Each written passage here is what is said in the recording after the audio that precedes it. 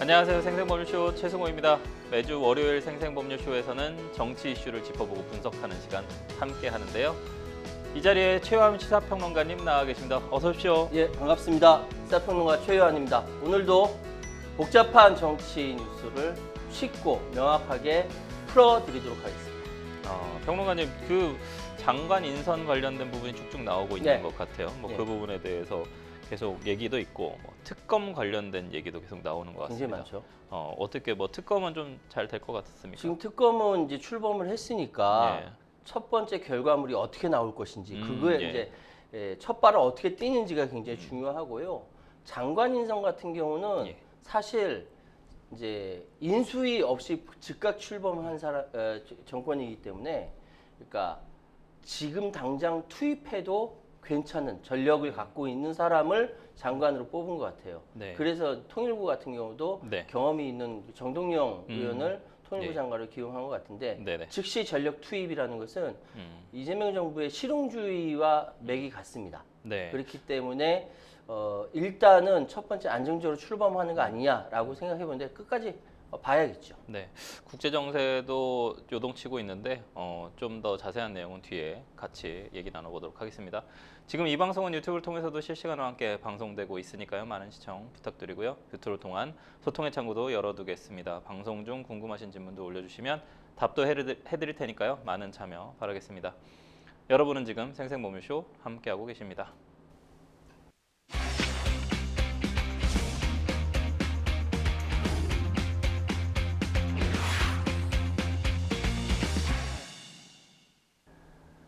네, 첫 코너는 생생 코멘트입니다. 생생 코멘트는 각 분야에서 화제가 되고 있는 인물들과 이슈를 주제로 그 말을 하게 된 배경과 의미를 다양하게 풀어내는 코너인데요. 정치권에서 어떤 인상적인 코멘트가 나왔는지 분석해 보도록 하겠습니다. 첫 번째 생생 코멘트, 누구의 어떤 말인지 보실까요? 가능하면 많이 뵙자. 누구 말씀이실까요? 이재명 대통령이 어제 열린 여야 지도부 오찬 회동에서 가능하면 많이 빨리 뵙자는 입장이었다. 최대한 공감할 수 있는 점들은 서로 공감할 수 있도록 노력해서 신속하게 어려운 상황을 함께 이겨냈으면 좋겠다. 여야 간 협치를 좀 강조했는데요. 먼저 어제 오찬 회동 관련 영상부터 보고 오시겠습니다. 어쨌든 우리 송 대표님 당선을 축하드립니다. 그리고 많이 도와주십시오. 어쨌든 제가 한번 뵙자고 했는데 가능하면 좀 많이 빨리 뵙자 이런 입장이에요. 최근뿐만이 아니라 꽤 오랫동안 대한민국 경제가 매우 어려워서 우리 국민들께서 겪는 어려움들이 매우 크다는 걸 누구나 다 공감하실 것 같습니다. 어느 한쪽이 반드시 옳다는 건 또 아니기 때문에 최대한 공감할 수 있는 점들은 서로 공감할 수 있도록 노력해서 가능하면 신속하게 현재 어려운 상황을 함께 이겨냈으면 좋겠습니다. 이재명 지금 대통령이 사실은 과거 대선에선 사이다 발언, 그 다음에 이제 여러 정치 행보들을 보면 뭔가 이제 날카로운 이런 부분들이 있는데 확실히 대통령이 되시고 나서는 여유가 좀 느껴지는 것 같습니다. 물론 실용적인 부분 때문에 일부러 그렇게 하시는 부분도 있겠지만 좀 제가 봤을 때는 좀 여유롭고 야당도 이제 나는 대통령이니까 야당에 대해서도 품고 가야 된다라는 부분, 혹은 아니면 견제를 해서 무슨 의미가 있느냐라는 약간 그런 의미. 제가 지금 그 얘기를 하려고 했는데 먼저 얘기를 하셨어요. 진짜요? 저도 가능하면 많이 우리 최승호 진행자님 뵙고 싶습니다. 저도 뵙고 싶습니다. PD님. 그렇죠. 일단 지금 방금 우리 진행자가 얘기했던 대통령이 여유로워졌다라는 이야기가 무엇이냐면은 김대중 전 대통령이 대통령 되기 이전과 대통령이 되고 난 다음에 태도가 바뀌었어요. 대통령이 되기 전에 연설에서 즉흥 연설이 굉장히 많았습니다. 근데 워낙 말씀을 잘 하시는 분이시다 보니까 즉흥 연설을 해도 그것이 하나의 완벽한 문장으로 기자들이 그것만 봐서 기사가 될 정도로 됐습니다. 그러니까 이재명 대통령 같은 경우는 그 전에도 그쪽 경영에서 많이 했고 말 잘하시는 분이죠. 그런데 가끔 가다가 이 이재명 대통령이 가지고 있는 성정상 예. 공격적이고 뭐 이런 부분들이 있기 때문에 네. 언론에서는 이걸 설화라고 비추는 경우가 있는데 예. 대통령 되고 나서 굉장히 여유로워졌습니다. 예. 그건 아마 자리가 사람을 만든다 뭐 이런 부분도 있겠지만 대통령으로서 전체를 아울러 간다. 어울러 간다라는 차원에서 의도적으로 저렇게 이야기할 수 있고 예. 지금 여야 지도부가 오찬을 한 이유는 예. 뭐 이유는 따로 있죠. 지금 추경해야 되고 그리고 예. 김인석 국무총리에 대해서 처리해야 되는 부분이 있기 때문에 협조를 구한다는 차원에서 예. 빨리 뵙고 이야기하겠다라는 것인데 일단 관저에 초청해서 이 상황은 상견례입니다. 상견례. 예, 예. 대통령이 되고 나서 여야 지도부를 초청해서 같이 밥 먹으면서 예. 앞으로 정치에 대해서 어떻게 할 것인가에 대해서 서로 간에 의견을 허심탄회하게 나눈 것인데 예. 여기서 지도자가 넌 내 편이 아니지? 예. 이쪽이 내 편이지? 이렇게 하면 말이 안 되잖아요. 네. 모두의 대통령이라고 했으니까 아마 이 지점에 대해서 이재명 대통령도 따로 생각이 있기 때문에 굉장히 여유롭게 이야기하는 것 같다. 전 딱 보면서 김대중 대통령 정권 교체 이후에 태도 달라진 게 그게 생각이 났습니다. 아, 이재명 대통령이 사실은 좀 뭐 잘하고 있다라는 의견에 대해서 많은 분들이 좀 의견이 좀 분분하긴 한데 소통의 관점, 그다음에 이제 실용적인 부분의 관점에서 봤을 때는 이번에 여야 지도부와의 만남도 사실은 참모진들이 한 달 정도 있다 만나라고 했다는 겁니다. 근데 이제 기존에 있었던 다른 정권들과의 가장 큰 차이점은 좀 더 발빠르게 18일 만에 만났거든요. 그렇죠. 시간은 뭐 2시간 내외였습니다만 이 부분을 소통과 실용적인 부분에서 바라봤을 때는 좀 긍정적으로 평가할 수 있는 걸까요? 아무래도 예. 정치는 사람이 하는 일이고 예. 사람이 하는 일이다 보니까 계속 만나서 계속 부딪히고 예. 의견을 조율하고 하면은 아무래도 만나지 않고 이야기하는 것보다는 훨씬 더 효율성이랄까 효과가 있지 않겠습니까? 네. 그런 차원에서 참모들이 좀 늦게 만나셔라. 지금 해결에 대한 현안이 많다라고 예. 이야기했지만 의지로 먼저 빨리 만난 것 같습니다. 네. 보니까 그러니까 윤석열 대통령은 2년이 가까이 되어서야 네. 야당 대표를 처음 만난 어이없는 일이 벌어졌고 네. 그 이전에 다른 대통령들도 네. 꽤 시간이 많이 걸린 상태에서 진용을 갖추고 만났어요. 예. 그런데 이재명 대통령 같은 경우는 지금 상황은 뭐 인수위 없이 출범했고 예, 예. 워낙 급박하다 보니까 의회에 대해서 네. 협조를 구할 것이 많기 때문에 예, 네.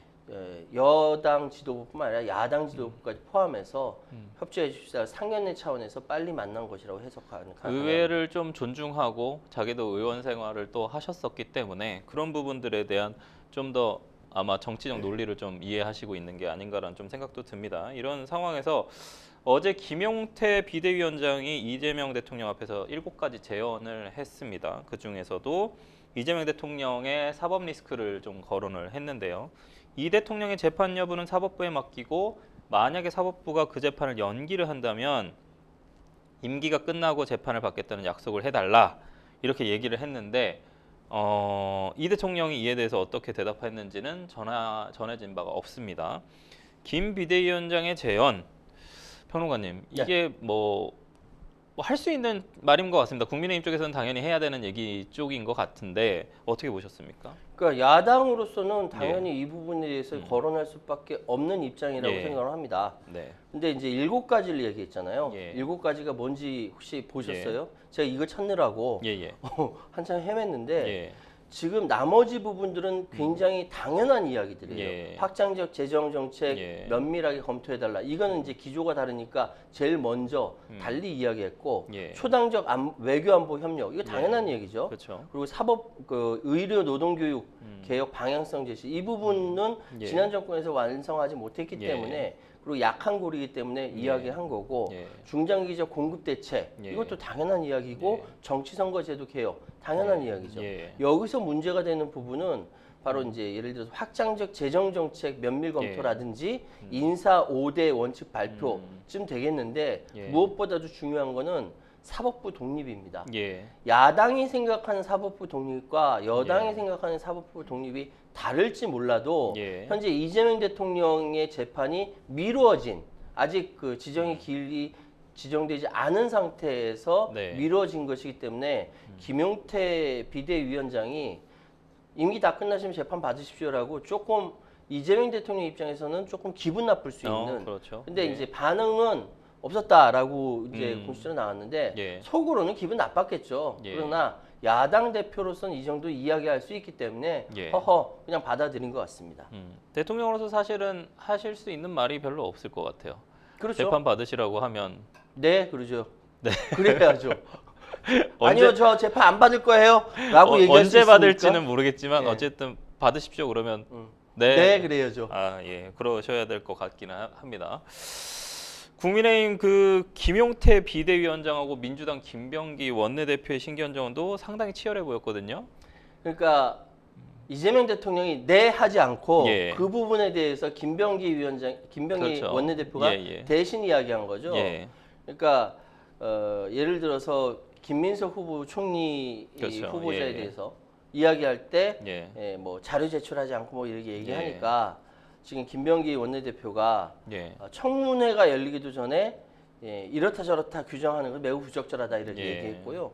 그리고 특히 김용태 비대위원장이 사법부가 재판을 연기한다면 임기가 끝나고 재판 받는다고 약속해 주십시오라고 하니까 이재명 대통령이 네 하고 대답하지 않고 예. 이 부분을 원내대표가 이야기합니다. 예. 이런 이야기할 자격이 있느냐? 그러니까 반성을 먼저 해라. 국민의힘이 그런 이야기할 자격이 있느냐? 예. 나경원 의원은 도대체 언제 재판받는 거냐? 네. 라고 이야기하는 것이죠. 네. 그러니까 대통령 이야기하기 좀 애매하고 곤란한 것은 예. 다른 사람이 이야기하는 것 뭐 이렇게 진행되는 것 같습니다. 그런데 저는 어떤 특수인들, 정치인들의 재판이 미뤄지는 것들에 대해서 사실은 법조인의 한 사람으로서 사실은 좀 납득하기 좀 어렵고 모든 법 앞에 모든 국민은 평등하기 때문에 재판 기관들도 다 비슷비슷 좀 해야 된다라고 좀 생각이 좀 있거든요. 예. 이런 부분 좀 답답한 부분입니다. 뭐 법조계는 왜 그래요? 그러니까 나경원 의원 얘기도 하셨는데 다들 좀 비슷하셔야 될 것 그러니까 같아요. 법조계는 왜 그래요, 도대체? 저는 잘 모르겠습니다. 저도 이해가 잘 안 됩니다. 네, 그래서 이 부분 좀 통일할 수 있었으면 좋겠고 많은 뭐 정치인들이나 너무 이게 정치적 고려가 들어가는 게 사법부 스스로가 독립성을 보장받지 못하는 그런 의심받는 행동들이기 때문에 사법부도 공정한 재판을 뭐 받을 권리에 국민들의 권리를 좀 침해 안 하셨으면 좋겠고 빙고. 사법부도 맞습니다. 분명히 그런 어떤 독립성을 위해서 스스로 노력하고 자정해야 되는 부분이 필요한 것 같습니다. 어제 송원석 국민의힘 원내대표가 국회 원구성과 관련해서 법제사법위원장은 야당 몫으로 해야 한다고 이재명 대통령한테 요구를 했습니다. 네. 이 대통령은 해당 사안에 대해서 국회에서 알아서 해야 될 일이라고 이야기했는데 국회 안에서 이 문제 어떻게 좀 해결을 해야 할까요? 저 사실은 제가 국회에 있을 때 법사위가 그렇게 아주 중요한 위치라고 생각이 된 게 제가 있을 때부터인 것 같아요. 그러니까 그 전까지는 법사위를 네. 원래는 이제 법에도 나와 있습니다. 축조 자구 심사만 하게 되어 있습니다. 그러니까 이게 법 그렇죠. 문헌에 맞는가 네. 어떤 체계에 맞는가 이런 부분만 검토하게 되어 있어서 율사들이 많이 들어가 있는데 거의 마지막에 본회의 들어가기 전에 막는 문턱갑수의 역할을 그러니까요. 계속 하기 시작해서 이게 여야가 지금의 이제 보수와 진보가 한 번씩 해보다 보니까 이게 너무나 막강한 겁니다. 그래서 법사위의 권한 좀 축소해야 되는 게 아니냐라는 의논도 나오고 심지어 가장 이제 좀 많이 보여주신 게 전 법사위원장이신 정청래 예. 법사위원장이 정말 법사위를 제 개인적으로 봤을 때는요 기존에 있었던 법제사법위원회보다는 좀 다르게 운영을 하신 것 같아요. 운영했죠. 그러니까 야당 입장에서는 이 법사위 예전에는 한 번씩 번갈아 가면서 하기도 하고 그랬는데 도저히 놓칠 수 없는 그런 위치가 돼버렸거든요. 기본적으로 법사위의 존재의 이유에 대해서 예. 여야가 서로 협의를 하고 합의를 해야 되는데 예. 즉 방금 진행자께서 말씀하신 대로 법사위는 법 안에 있는 법을 이제 다른 상임위에서 만들어서 가져오면은 그 부분에 대해서 이 법이 맞는 것, 이 법률적인 용어라든지 이런 뭐 축조, 자구에 자구 심사. 대해서 예. 심사한다든지 여기에 그쳐야 되는데 이게 아니라 법사위가 마치 상임위의 상황 노릇을 하는 것이죠. 최종 결정 권한을 갖고 있는 것처럼. 그러니까 이 부분에 대해서 브레이크를 걸면 법사위에서 브레이크를 걸면 아무도 이 부분 넘어가지 못하는 것이고 예. 더군다나 법사위원장의 역할이 예. 무엇이냐라고 했을 때 이게 깝깝한 거예요. 예. 그래서 사실은 야당에서는 그러니까 국민의힘에서는 예. 법사위원장을 자신들이 가져감으로 말미암아 이재명 정권을 견제할 수 있는 거의 유일한 수단이 될 수 있다라고 생각하고 있는 것이고 예. 민주당, 여당 같은 경우는 지금 상황에 여러 가지 개혁 법안이라든지 바꿔야 할 것이 많은데 법사위원장을 자리를 넘겨주게 된다면은 건건이 브레이크 걸 것이고 예. 건건이 방해할 것이다, 발목 잡게 할 것이다라고 생각하니까 절대 넘겨줄 수 없는 상황이 돼버린 겁니다. 네. 예전에 뭐 국회의장이라든지 운영위원장을 여당이 가져가면 법사위는 야당을 그렇죠. 줬거든요. 예, 예. 당연히. 네. 그렇게 됐는데 지금 그렇지 않았고 그런 상황이 계속 반복되다 보니까 특히 정청래 법사위원장이 예. 역할을 민주당 입장에서는 굉장히 시원하게 했다라고 그렇죠, 평가를 그렇죠. 받고 있고 네. 그렇기 때문에 이 부분은 놓치지 않을 거라고 저는 예상을 합니다. 네. 지금 민주당에서 결코 응하지 않을 거고 대통령 네. 입장에서도 네. 이 부분은 굉장히 불편할 거예요. 그러니까 송원석 의원, 원내대표가 예. 요구한 사항은 아마 불편할 것이다라고 생각하는데 그러니까 국회에다가 예. 의회에다가 떠넘긴 것이죠. 사실은 방금 얘기해 주신 것처럼 운영위원회 위원장을 가져가면 이제 뭐 법사위원장을 준다든지 지금 사실 상임위 단계에서 소위 위원들이 열심히 토론해서 올리고 또 상임위에서 의결해서 올리고 이 법안은 본회의에 붙여야 된다라고 얘기를 했는데 법사에서 막아버리면 이게 사실은 이제 식물국회, 동물국회의 또 모토가 될 수 있는 부분이거든요. 사실은 법사위의 권한이 만약에 계속 이렇게 강조된다 보면 우리 국회가 할 수 있는 일들이 별로 없어 보여서 개인적으로는 법사위 패스트트랙이라도 만들어야 되지 않을까라는 생각이 좀 드는 게 법사위의 축조 작구 심사를 넘어서는 어떤 논의가 이루어진다면 빠르게 본회의로 상임위 단계에서 의결되면 넘기는 그런 개정안이 좀 필요하지 않을까라는 생각이 지금 상황에서 이제 뭐 헌법 개정까지 나중에 이야기가 되겠습니다만 지금 의회가 지금 단원제지 않습니까? 그래서 양원제, 상원과 하원 이야기까지 있고 여러 가지 이야기가 나오는 것이 어느 한 군데에서 딱 동맥경화처럼 틀어지면 움직일 수가 없다는 것이죠.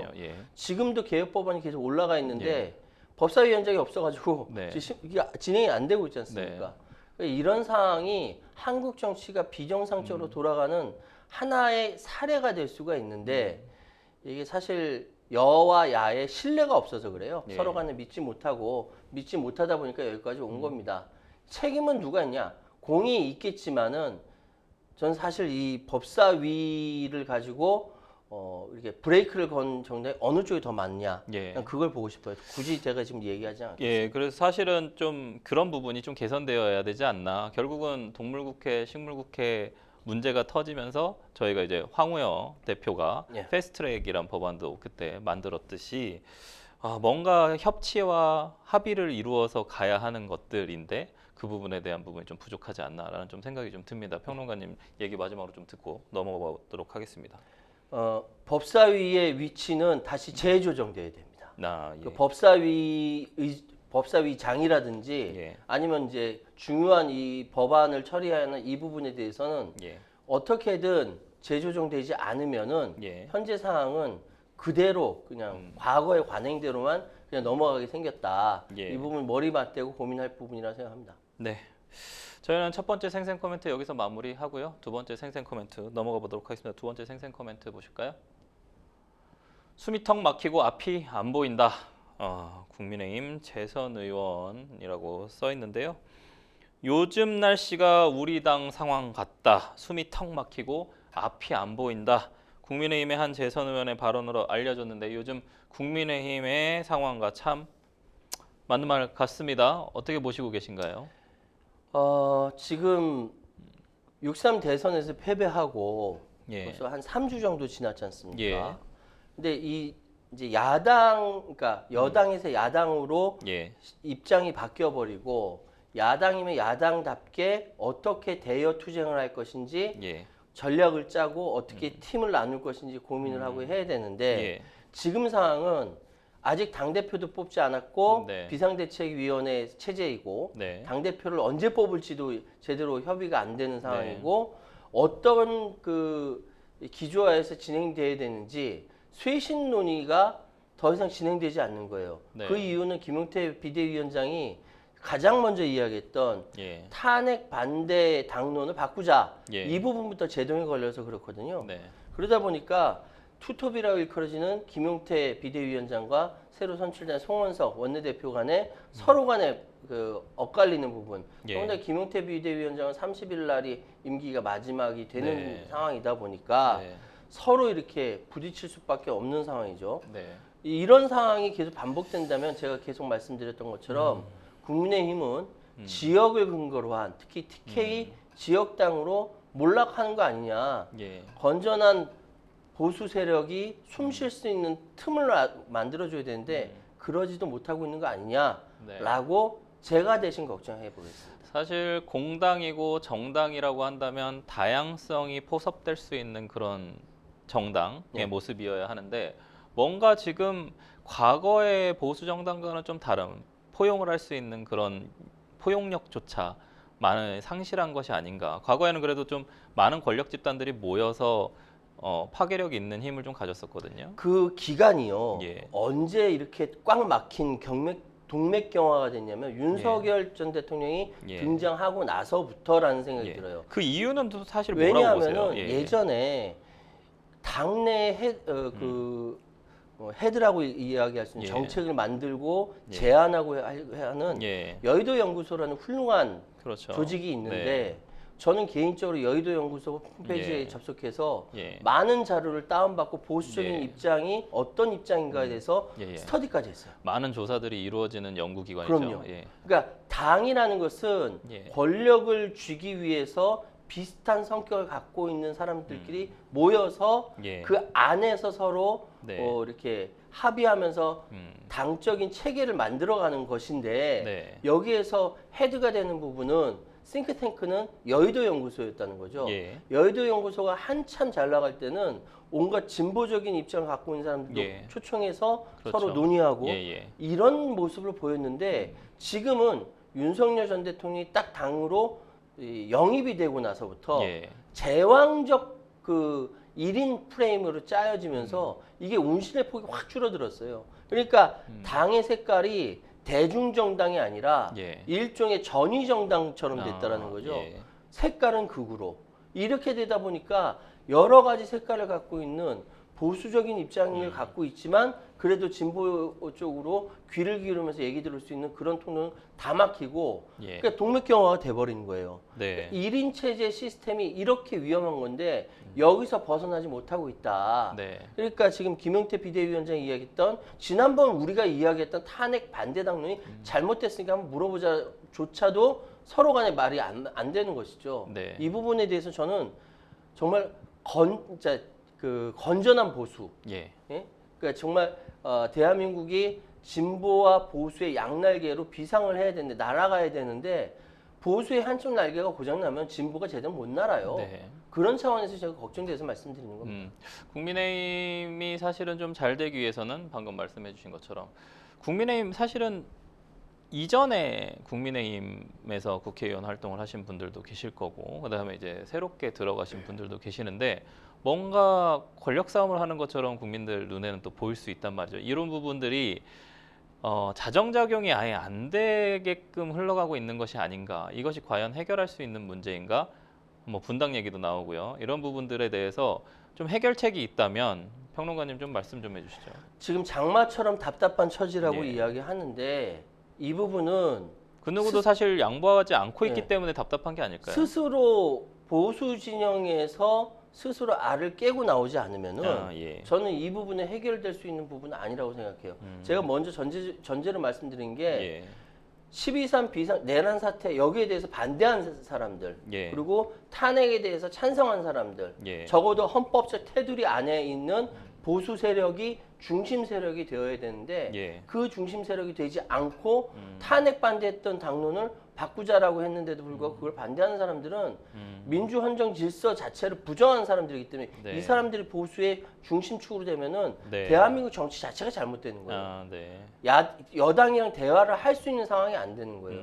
그러니까 여당에서 계속 국민의힘 쪽에다가 얘기하는 것이 계속 그러면 위헌정당이 되는 것밖에 안 되지 않느냐라고 이야기하는데 할 말이 없는 것이죠. 평론가님 굉장히 중요한 입장에서는 문제입니다. 어쨌든 탄핵에 찬성한 측이 이 국민의힘의 주류 세력으로 남아 있는 한은 어떤 골마 터진 그 부분을 썩어 도려낼 수도 없다. 탄핵에 반대하는 세력들이. 그러니까 반대한 세력이 이 주류가 어쨌든 되는 사람. 그러니까 주류가 되면 네. 되면 그렇죠. 지금 현재 상태 네. 만약에 친윤 쪽이 만약에 남아 있다라고 하면 네. 이 부분은 자정작용도 불가능하다. 저는 그렇게 생각합니다. 왜냐하면 그 세력이 그대로 남아있을 수 있는 이유는 예. 조금 기형적이지만 예. TK라는 특수 지역에 예. 국회의원으로서 몇 예. 번을 해도 당선이 되기 때문에 예. 사실 국가 전체로 보지 않아도 지역만 아우르고 가면 되는 것이거든요. 그런데 원래 기존에 그 TK 지역에 계셨던 분들, 의원님들 같은 경우에는 사실은 친윤은 아니었지 않습니까? 아니었죠. 그럼에도 불구하고 그때 총선이 있었기 때문에 친윤 일색으로 TK에 좀 공천이 됐다라고 보시는 건가요?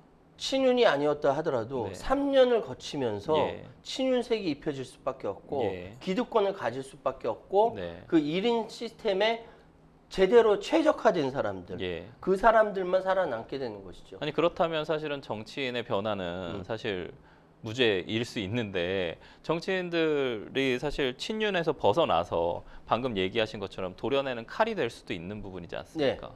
그런 부분으로 왜 안 바뀌고 있다고 생각하시는 그 거예요? 국민의힘 자체에 예. 자정할 수 있는 능력이 안 되기 때문에 그렇습니다. 그렇- 여전히 지지하는 세력들은 예. 뿌리가 예. 1,400만 명이나 되는 사람들, 예. 40%가 넘는 사람들이 지지를 네. 했는데 그거 아스팔트 세력에 직접적 영향을 받잖아요. 네. 걸러내지 못하잖아요. 이런 것들을 당에서 정리를 해줘야 되는데 거기로부터 지지받는 정당이 네. 어떻게 대중정당으로 성장하겠어요? 제가 사실은 여쭤보고 싶은 거는 국민의힘의 이 지지자들이나 당원들의 면모를 보면 예. 사실 친윤은 가장 최근이고 예. 사실 뭐 친박이나 예. 과거 이제 박정희 대통령이나 어떤 이런 다른 정치 지도자들을 지지하시는 세력들이 훨씬 더 많은데 왜 친윤만은 걷어내지 못하고 있는가에 대한 사실 좀 질문이거든요. 그건 이제 사회과학적으로 분석을 해야 되는데 예. 사실 시기적으로 바뀌다 보니까 예. 대표되는 정치인이 있고 예. 그 대표되는 정치인으로 인해서 예. 그 지지 집단이 더 강고하게 정체성으로 묶이는데 예.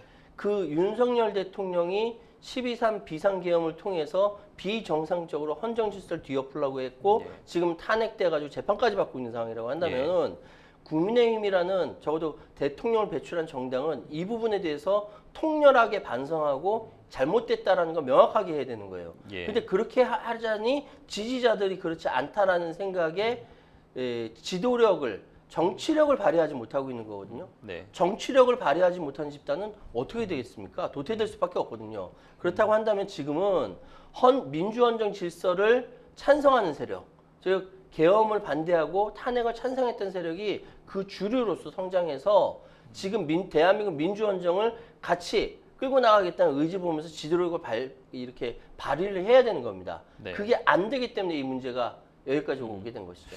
마지막으로 한 질문만 드리고 이제 생생 코멘트 두 번째 마무리하려고 하는데 제가 사실 좀 궁금한 부분입니다. 예. 이게 지방선거 내년 6월에 있을 지방선거 네. 혹은 그 뒤에 있는 총선 그때까지 이 문제가 해결이 안 되고 자연스럽게 친윤이 소멸될 거라고 좀 보시는 부분이십니까? 그렇지 않고요. 네. 지금 친윤으로 이제 윤석열 대통령은 사라졌지만 예. 그럼에도 불구하고 정치 집단으로는 남아 있을 거예요. 제가 표현을 사실 친윤이라고 했지만 이제 친윤이란 개념도 없어지겠죠. 예. 제가 말씀드린 건 지금 현재 주류 세력이 네. 과연 이제 사라져서 교체가 될 거라고 보시는지. 사실 성격이 바뀌려면은 예. 정치 그룹의 성격이 바뀌려면 사람이 바뀌어야 돼요. 예. 사람이 바뀌려면은 제반 그 국민의힘에 있는 인적 구성이 바뀌어야 되는데 네. 과연 그게 그렇게까지 바뀔 수 있을 것인가 네. 좀 의문시되고 네. 그래서 제가 이 말씀드리기는 조금 조심스럽습니다만 예. 여의도에서 계속 나오는 이야기는 예. 분당 이야기까지 나오는 거예요. 더 이상 네. 같이 할 수 없다라고 네. 하면서 이야기가 나오고 있기 때문에 네. 어쨌거나 보수 진영이 정말로 제대로 서야 네. 진보 진영도 같이 견제하면서 대한민국이 성장할 수 있는 부분인데 네. 할 일 없이 쓰러지는 보수 정당 보면은 네. 굉장히 안타깝습니다. 기준은 민주안정 질서를 지지하느냐 아니냐 이 차이라고 저는 생각합니다.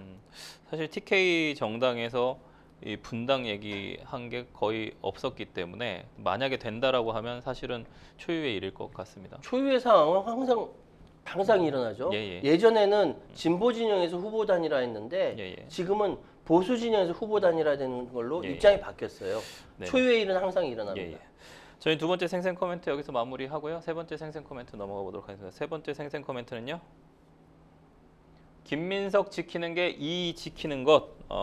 더불어민주당이 김민석 총리 후보자 지키기 총력전에 나섰습니다. 정청래 더불어민주당 의원 아까 말씀드렸었던 네. 법제사법위원장 하셨었죠. 인사청문회가 하루 앞으로 좀 다가왔지만 김 후보자의 재산 형성 과정 등에 대한 의혹이 쉽사리 가라앉지 않자 긴장의 고삐를 좀 다잡는 모양새인데요. 민주당의 유력 당권 주자인 정청래 의원이 SNS에 김민석을 지키는 게 이재명 대통령을 지키는 것이다라고 적었는데 오늘 아침 박찬대 의원도 이제 당대표 선거 나가신다고 네. 하셨거든요. 김민석 방어 글을 올렸거든요. 이번 선거, 그러니까 소위 해서 지금 당대표 선거는 예. 누가 찐 친명인가를 증명하는 선거거든요. 네. 근데 이전에 정청래 의원이 예. 정청래가 이재명이고 이재명이 정청래라고 이야기했었습니다. 그러니까 지금 약한 고리로서 김민석이 등장했는데 국무총리 후보자로 네. 그러니까 김민석 이코르 이재명이고 예. 이재명 이코르 정청래라는 것이죠. 그러면 김민석과 정청래는 이코르 관계가 되는 것이거든요. 그렇게 찐 친명을 증명하는 선거다. 그런 차원에서 나온 발언으로 이해합니다. 김민석 국무총리 후보자 청문회가 여러 가지 의혹들이 좀 제기가 되고 있습니다. 대표적으로 재산 형성 과정에 대한 문제하고 자녀에 대한 아빠 찬스 논란 그리고 칭화대 석사 학위를 취득한 과정에서의 논란들이 있는데요. 좀 어떤 문제가 가장 좀 큰 쟁점이 될까요? 지금 여기에 이야기되고 있는 문제 이것이 쟁점되는 것보다는 가장 큰 문제라기보다는 인사청문회조차 거치지 않은 국무총리 후보자에 대해서 야당인 국민의힘이 고발하고 이 고발을 마치 기다렸다는 듯이 이 심우정 검찰이 수사하고 나선 이 상황이 굉장히 비정상적입니다. 전형적인 국민의힘과 정치검찰이 짜고 친 고스톱이자 지금 검찰이 뭐 이제 차후에 해체되고 다른 역할로 바뀐다고 하지 않습니까? 마지막 발악 아니냐라고 여당에서 비판하고 있죠. 지금 이 문제가 되는 여러 가지 의혹들 있지 않습니까? 이 의혹들 뭐 학위 문제라든지 아빠 찬스 문제라든지 이거는 분명히 후보자가 인사청문회를 통해서 해명하겠다라고 이야기를 했고 근데 지금 상황에서 되돌아보면은 과거 국민의힘 후보자에 대해서 야당이 문제시 삼았을 때 과연 검찰이 그렇게 나온 적이 있었는가 그런 적 없었거든요. 그러니까 여전히 정치검찰이라는 비판을 받고 있죠. 심우정 씨 나중에 책임져야 될 거예요. 정치적인 문제는 정치권에서 해결을 했었는데 이제 검찰까지 들어갈 이유가 뭐가 있느냐 이런 부분까지 얘기해 주셨는데 그 김민석 후보자 저격수가 지금 국민의힘에서는 주진우 의원입니다. 검찰 출신이죠. 네. 민주당이 주진우 의원을 그래서 계속 공격을 하고 있어요. 이거 어떻게 보십니까? 이게 이제 메시지가 아니라 메신저로 공격하는 거지 않습니까? 이거는 여당이나 야당이나 마찬가지인 것 같아요. 그런데 지금 메신저를 공격하는 사람들의 면면을 보면 어떤 사람들이냐면은 과거에 주진우 의원의 아버지 주대경 씨로부터 공안 사건 조작으로 인해서 잡혀가고 고문당하고 억울하게 감옥살이를 한 사람들이 주진우 의원에 대해서 공격을 하는 겁니다. 그 대표적으로 이제 뭐 야당 의원도 있겠고, 근데 강덕구 의원이 제일 먼저 제기를 하고 있지만 그런 사람들이 왜 공격하냐면은 자기는 억울하게 감옥 갔다 오고 고문당하고 억울하게 당했는데 그 주대경은 잘 나갔다 이거죠. 근데 그 아들 역시 20년 가까이 공직에만 있으면서 70억 가까운 돈을 벌고 그 아들마저 그러니까 손자마저 7억 4천만 원의 돈을 벌고 있다. 눈 돌아갈 지경이다라고 비판을 하고 있는 거예요. 그래서 메시지가 아니라 메신저를 공격하는 이건 뭐 야당이나 여당이나 마찬가지인 것 같네요. 예. 김민석 후보자 인사청문회 여야는 증인 채택 합의에 좀 실패하고 있고 그 부분에 대해서 서로 내탁 공방을 좀 하고 있습니다. 증인 없이 청문회가 좀 진행될 수 있을까요? 증인 없이 청문회가 진행되는 거는 참 우스운 일이고 네. 한국 정치에 창피한 일이긴 한데 네. 지금 상황을 보면은 증인 없이 청문회가 진행되게 생겼어요. 여야가 예. 조금씩 양보해서 증인 좀 세우고 예. 이 증인, 그러니까 후보자가 잘났든 못났든 증인들이 나와서 좀 이야기를 좀 해주고 네. 그 대신 전처는 부르지 않았으면 좋겠습니다. 누구요? 전처요. 아, 전처요. 네. 김민석 후보자가 이혼 경력이 있고 네네. 그 전처까지 부르자는 글이 물론 이제 국민의힘에서 철회했다라고 하지만 예. 그런 이야기까지 나오면은 예. 가족은 건드리는 거 아니지 않습니까? 예. 네, 알겠습니다. 김민석 국무총리 후보자의 인사청문회에 관한 이야기는 뉴스픽스에서 더 자세히 나눠보도록 하겠습니다. 지금까지 생생 코멘트 만나봤고요. 저희는 뉴스픽스로 다시 돌아오도록 하겠습니다. 여러분은 지금 생생보물쇼 함께하고 계십니다.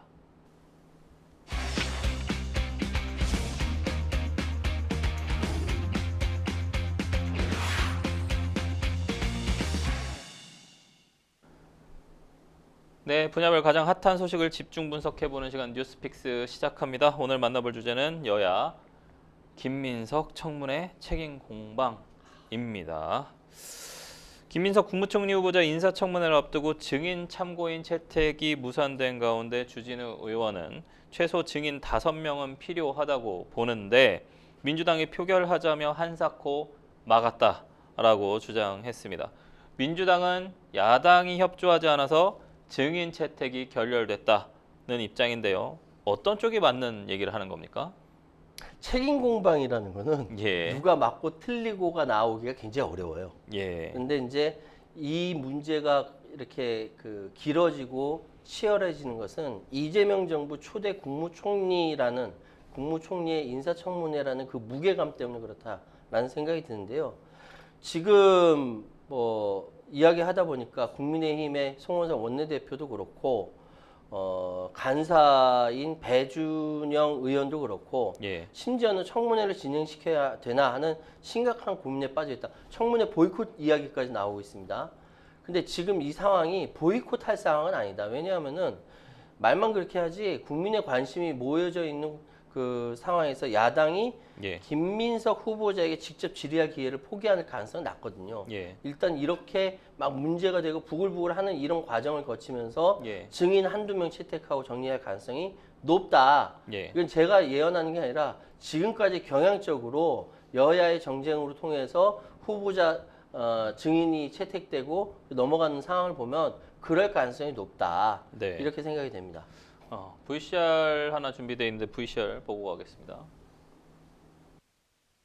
총리 후보자에 대한 의혹이 사실 감당하기 힘들 정도로 많이 나오고 있습니다. 이 김민석 후보자가 청문회를 임하는 그 자세와 태도 부분은 대통령께서 분명히 인지를 하고 계셔야 될 것 같아서 말씀을 드립니다. 인사청문 대상자가 청문회에 필요한 자료 제출은 하지 않고 청문위원을 조롱하고 비아냥대는 글을 또 올리고 있습니다. 이런 분이 앞으로 총리가 된다면 행정부에서 정부에서 국회를 어떻게 상대할 것인지 또 여야 관계가 어떻게 될 것인지 이런 부분에 대해서 대통령께서 좀 심사숙고를 하실 것을 당부를 드립니다. 인사에 있어서 확인되지 않은 사실, 그것을 거기에 흔들리기 시작하거나 또는 공개되지 않는 사실, 그런 사실에 의해서 이 인사를 거기에다 중점을 두기 시작하면은 그 인사는 제대로 진행이 안 됩니다. 그래서 저는 이 총리 문제에 한정을 하면 그래서 청문회가 있다고 생각합니다. 그러니까 청문회에서 모든 걸 다 들어보시고 판단하셔야 된다. 그러니까 청문회가 열리기도 전에 이거를 저희가 어떤 사실로 비정을 한다는 것은 매우 부적절하다 이렇게 생각이 됩니다. 그러니까 문제가 있는 후보를 총리 후보자로 선정을 하셨다라는 부분과 이건 의혹 수준이고 사실은 허위 사실이다. 그러니까 이거 보니까 인사청문회는 거쳐야 된다라는 게 이제 민주당 쪽 의견이고요. 당연한 거고요. 예. 인사청문 당연히 거쳐야 되는 예. 것이고 지금 아까 방금 말씀하셨던 예. 것처럼 이재명 대통령 유튜브 채널에 있는 영상이 예. 공개된 거지 않습니까? 예. 그 우리가 방송하는 거고 예. 보고 방송하는 거고 이게 중요한 것이 예. 문제가 될 것 같으면은 덮고 얘기를 안 하죠. 예. 공개돼도 상관없다. 네. 그러니까 소위 얘기해서 지금 여당 쪽에서는 자신 있다라고 표현을 하고 예. 있는 거예요. 그리고 야당 쪽에서는 도무지 감당이 안 되는 후보니까 지명 철회하셔라라고 예. 얘기하는데 이재명 대통령 입장에서는 국무총리로 자기 옆에 두고 또는 국무총리와 함께 공동 보조를 맞춰서 국정 운영해 나가는데 김민석만한 사람이 없다라고 판단하고 있는 걸로 보입니다. 네. 그러니까 많은 사람들이 이야기할 때 인수위 없이 출범했는데 네. 이미 이전에 계엄을 예견하고 거기에 대해서 끊임없이 옆에서 보조하면서 예. 대처해왔고 지금까지 해오는데 김민석만한 사람이 없다라는 것을 누가 인정하냐? 이재명 대통령이 인정한다는 것이거든요. 예. 그렇다고 한다면은 대통령의 의지가 이렇게 강력할 경우에는 예. 아마도 여당 대체적으로 통과를 시키는 방향으로 갈 것이다 이렇게 예견이 됩니다. 사실은 어떤 정권이든 정권 출범하고 나서 첫 번째 국무총리 후보자에 대해서는 많은 비판과 의혹 제기가 있습니다. 과연 이 의혹 제기가 그 이전에 있었던 그런 국무총리 후보자들에 대한 의혹 제기보다 강력한 것인가, 강력하지 않은 것인가?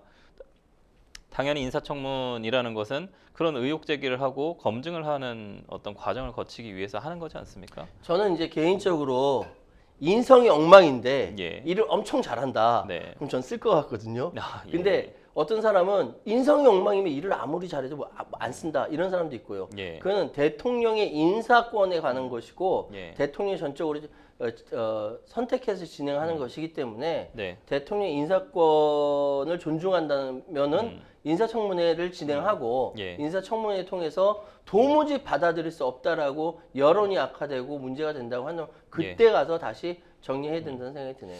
이런 상황에서 사실은 이종석 국정원장 후보자 인사청문 경과보고서가 채택 무산이 됐습니다. 여당은 국민의힘을 향해서 보고서 채택에 합의해놓고 일방적으로 회의를 취소했다라고 비판을 했고 국민의힘은 후보자의 대북관, 그다음에 안보관에 해소되지 않은 의혹이 있다고 좀 맞섰는데요. 이 사안은 좀 어떻게 보십니까? 이종석 통일부 국정원장 후보자 같은 경우는 과거에 통일부 이미 장관. 통일부 예, 장관을 예, 예. 하면서 이미 검증이 된 사람이에요. 예. 그런데 문제는 여기서 야당 간사 이성건 국민의힘 의원이 뭐라고 얘기했냐면은 예. 대북관이나 안보관에 있어서 의혹이 해소되지 않는 부분이 있다 하나. 예. 근데 그 의혹이 해소되지 않는 부분 정확하게 얘기했는데 이 얘기를 하지 않죠. 그러니까 이제 평론가님 얘기하시는 건 과거에 이미 통일부 장관을 했는데 예. 무슨 의혹이 있느냐? 그리고 두 번째로 예. 이 부분이 저는 더 문제가 생각이 되는데 예. 이 더불어민주당의 태도에 상당히 문제가 있다. 네. 라는 부분이죠. 네. 그러니까 이거를 사람들이 일반적으로 듣게 되면은 예. 이종석의 문제이자 예. 더불어민주당 자체가 문제가 있다는 식으로 들려요.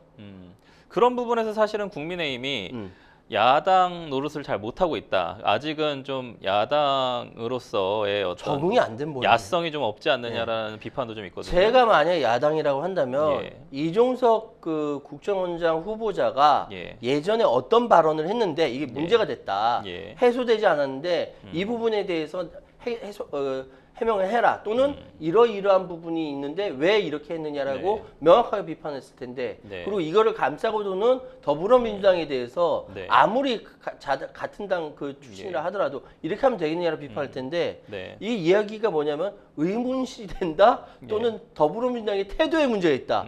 이 뭉뚱그려서 찌르면 안 아파요. 사실은 이제 구체적이고 이런 뭔가 객관적인 사실 그럼요. 이런 부분들이 없다는 말씀이시죠. 그러니까 이렇게 창으로 찔러도 예. 이렇게 쿡 찔러야 뾰족한 걸로 쿡 찔러야 아프죠. 네. 뭉뚱그려가지고 문제가 있네 하면 받아들이고 그냥 넘어가 버리죠. 아직은 야성이나 약간 좀 예리함이 좀 부족한 공격이다라는 부분. 뭐 여당에서 야당으로 예. 넘어갔기 때문에 예. 아직 좀 부족한 부분도 있겠지만 예. 이 부분은 꼭 짚고 넘어가겠습니다. 네. 야당입니다. 예. 더 이상 여당 아니에요. 네. 예. 그 국민의힘은 김 후보자가 경조사와 출판기념회를 통해서 현금을 좀 받고 공직자 재산 신고를 하지 않은 것을 좀 문제를 삼으면서 자진 사퇴를 좀 촉구를 했습니다. 이 가운데 주진우 의원 계속 얘기 나오는데 이러다 축의금 정부로 불리겠다라는 표현까지 사용을 했거든요. 이 내용 어떻게 보시나요? 이 재산 관련된 부분에 김 후보자의 자꾸 문제 제기가 좀 있거든요. 그러니까 이 부분은 예. 인사청문회 때 좀 정확하게 좀 예. 저 김민석 후보자도 그렇고 예. 주진우 의원이라든지 나경원 의원 같은 경우는 예. 청문 대상이 아니라 수사 대상이라고까지 이야기했는데 예. 그래서 고발해가지고 예. 검찰이 튀어나오는 상황까지 만들었는데 그러지 말고요. 예. 인사청문회 통해 가지고 좀 해명해. 명확하게 해명을 예. 했으면 좋겠어요. 예. 과연 축의금 정부라고 이야기할 만한가? 예. 지금 보니까 그 출판기념회를 통해 가지고 그리고 몇 번의 경조사를 통해서 예. 그 비용이 생겼다라는 거 아닙니까? 예. 그럼 얼마나 생겼고 얼마나 그걸 어디에 썼는지 예. 인사청문회 통해서 정리하면 되죠. 재산 관련된 부분은 좀 인사청문회 관련해서 해명하시면 좋을 것 같다까지 얘기하셨습니다. 오늘 추경안이 국회에 제출될 예정이지만 추경안 심사를 위한 여야 합의는 여전히 좀 진통을 겪고 있습니다. 민주당은 민생 회복 마중물이 될 거라면서 조속한 심사를 좀 강조를 했고 국민의힘은 원구성 협상을 전제 조건으로 이 추경안을 받아들이는 부분을 내걸고 있습니다. 협상이 가능할까요? 협상 안 될 거예요. 아, 네. 협상 이 안 되고 원구성 협상 때문에 원구성 말씀하죠? 협상, 즉 정확하게 법사위원장 자리예요. 우리가 아까 얘기했던 네. 법사위원장을 야당한테 양보해라라는 이 문제 때문에 네. 협상이 안 될 거고 네. 민주당이 다수당으로서 네.